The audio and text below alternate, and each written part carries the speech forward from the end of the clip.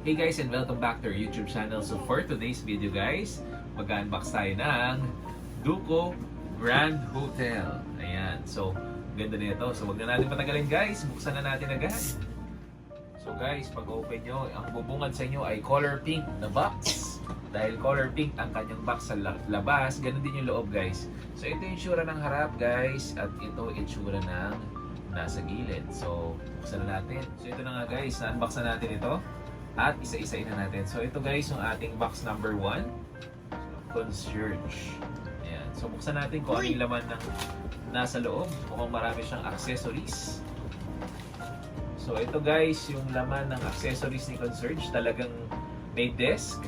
Meron siyang mga kung ano-anong mga maliliit. At nagsusulat siya dito. Para siyang yung ano yung sa Harry Potter? Mama? Sa Harry Potter. Yung parang sila yung kung hindi pala Harry Potter, basta kung nakakapasok ka ba sa kanila or hindi. Di ba? Tapos nakalagay sa table na ganyan. Ganda ng color. Ang cute. Hindi halang-halong biro guys. Tingnan nyo. Ang ganda na ng itsura ni Daco dito. Naka-eyeglass pa siya. At tingnan nyo yung kanyang damit guys. Bagay na bagay sa kulay ng concierge. So ito guys, yung lumabas, ang pangalan niya ay Rich Woman. So, ito guys, tingnan na natin kung ano yung itsura ni Rich Woman. May kasama tong accessories guys na... Uy, ang bigat. Angos. Parang alam mo yung sa Harry Potter, di ba? Siya yung sa Harry Potter yung... Sa Dolores Umbridge. Oo, basta ganun yung itsura niya eh. Gayang-gaya sa Harry Potter. Meron siyang kasamang payong. Pero hindi ko na ilalagay guys ha. Pero di ba? Kamukha niya sa Harry Potter.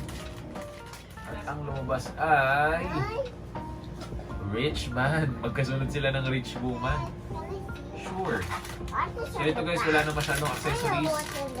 Pero, yeah, it's a susi for the hotel. Pero ito na, may sundo. At ang taba-taba. Gumagalaw-galaw din yung ulo niya. Ito yung itsura niya. Ganda oh. Hindi biro guys. Ganda oh. Yeah, I like it. Parang pagdating dito sa card, parang layo ng itsura. Be careful. The head is moving. Yeah. You know why is the head Parang dito moving? guys, ang kulay ng damit niya maroon. Tapos pagkadating naman dito sa card, itim. No? Kaya parang hindi mo siya masyadong ma-appreciate. Tapos ay doorman. Pero ang gaan nito ha. Ay, ang tindi nito guys. Papa, we do Hindi lang need this. Yeah, later na, later. Hindi lang siya basta-basta guys, dahil siya talaga yung doorman, may susi. Ang laki! Oh, parang susi ng sasakyan. Okay. Galing! Galing! Tingnan natin yung itsura ni doorman ha. Hindi ko na nilagay guys yung accessories ni doorman. Dahil ayoko nang ilagay. So parang ito na naman, nahirapan tayo buksan. Baka hindi tatayo. Ha? Baka hindi tatayo. Kasi tataba siya. Ang taba-taba. So ito yung itsura niya guys. Nakakatayo naman. Para talaga siyang doorman. Oh. Doon? Yeah. Let's see the door. Malaki-laki. Oh! Oh, ito na. Bellboy. No, boy. Layo ng bellboy Oh, ang taba. At parang meron siyang kasamang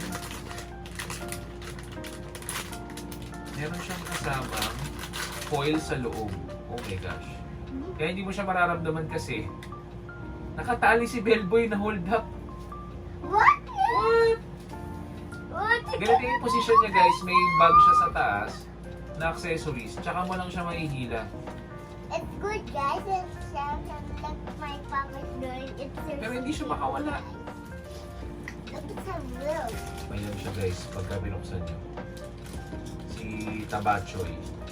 Why is inside? Yeah, he's inside. Can Ayun. you get the bag? Ayun. Can I get the bag? Yan, partner sila ng Bellboy. Wait lang anak ha. I'll put this on this side. Papa, I know how to run it. Yeah, you put it in this side. Yan. Oh. Put him beside the ano ba tawag dito? The Doorman. Doorman. Ano kaya ito? At ang lumabas ay Traveler. Traveler? Yeah. What's a traveler? Meron siyang upuan guys na kasama. Pero hindi ko na ilalagay. Ayan. Para siyang nakaupo sa labas. Ito guys. Check na natin. Nakaupo siya dito eh. Tingnan natin kung ano yung itsura. May hawak siya dito guys na parang babasahin. Hindi ko na nilagay. So, ito siya naka-hat. Yan. Pero ang ganda ng damit niya dito. Para siyang naka-coat. Ay, ano ba tawag dyan? May tawag dyan eh. Nakalimutan ko yung tawag. Cord.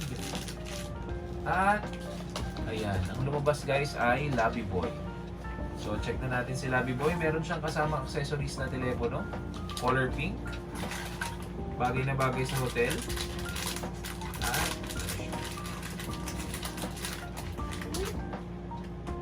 medyo maluwag-luwag yung ulo ni Labby Boy dito guys ha.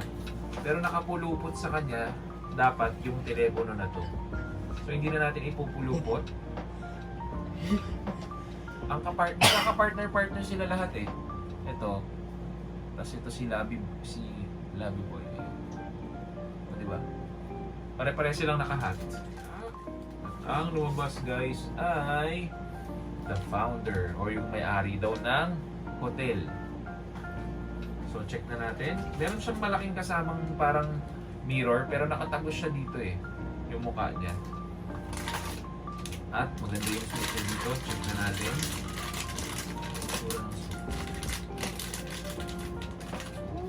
Uy. Ito na naman tayo. At gumagalaw. Ang ganda ng buhok niya dito.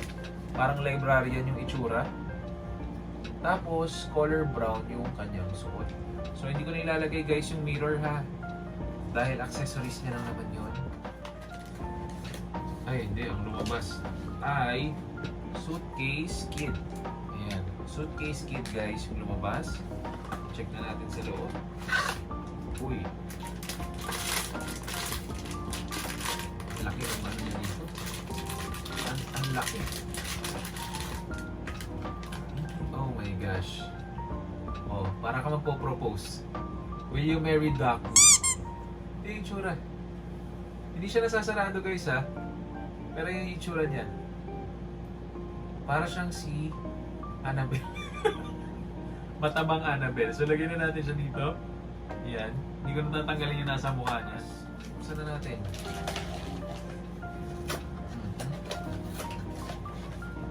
Ano kaya ito? At ang lumabas ay Do Not Disturb. Huwag niyo daw istorbohin. Dahil natutulog na si boss. Tingnan natin yung itsura ni boss. Oh. Uy. Magka-partner ba ito dito? Kala ko magka-partner sila nito. Pero ito yung itsura niya guys. Nakapantulog na. Ito sweater, di ba? Ano tawag dito? Robe. Naka-robe na siya. Yan. Pantulog guys na Daku. Ganda ng itsura rin. Pero hindi nagagalaw yung ulo. Ang haba pala ng leg na Daku. May leg pala yun. May leg pala yarn. So lagay na natin sa dito. So dalawa na lang guys. Tayo ba ay papalarin o mamalasin? Parang parehas mabigat ito. Parang nakakaramdam na ako na wala. Meron siyang kasamang statwa. At alam mo na kung sino siya. Bakit? Maid! Na-excite ang lola mo. Maid, guys! May kasama siyang statwa dahil naglilinis siya, guys. Kaya ito yung broom niya. At ito na, itsura ng maid. Yan. Yayayar. Nagagalaw ba leeg? O gumagalaw nga yung leeg, guys. Pero ito yung itsura niya. So siya yung tagalinis ng buong lugar. Isipin nyo guys, sa sobrang taba niya, hindi siya halos magkasya dun sa table. Secret sila. Sunbed. So ito, kahit nakakalungkot, okay lang. Dahil, okay lang yan. Ito yung itsura niya guys. Ito yung madalas na ginagawang meme dahil nakaupo siya dito sa kanyang upuan. Yan. Pa-relax na relax. May hawak na inumin. O, di ba? Yan yung itsura niya. So, lagay muna natin siya. Hindi ko na masyadong gagalawin. Pero gumagalaw yung leeg niya, ha? Ano ba yan? Hindi tayo nakakuha ang secret. Excited na excited pa naman. So, guys. Anong pinaka nagustuhan niyo sa series na to? Ako ang pinaka nagustuhan ko ay... Pinaka nagustuhan ko talaga dito. Yung una ito. Ang ganda ng itsura niya dito, guys. At yung susunod dyan, guys, sa akin ay itong ito. Siya. Kasi siya yung may hawak ng gate sa hotel. Ay, siya may hawak ng susi sa hotel.